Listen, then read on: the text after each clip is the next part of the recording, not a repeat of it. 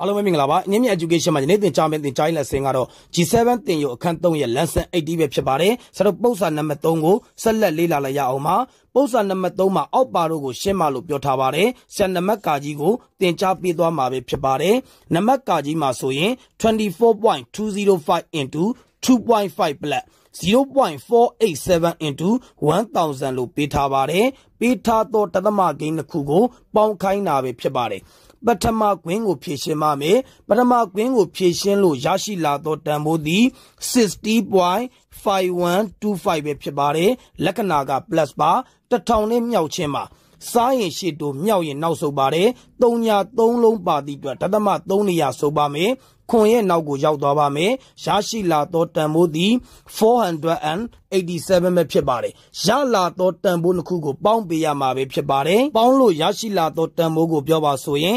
547.5125 ပဲဖြစ်ပါတယ်ယနေ့သင်ကြားပေးခဲ့တဲ့သင်ကြားရေး lesson ကိုနားလည်လိမ့်မယ်လို့ထင်ပါတယ်အားလုံးကိုကျေးဇူးတင်ပါတယ်ရှင်လန်းချမ်းမြေ့ကြပါစေဗျာ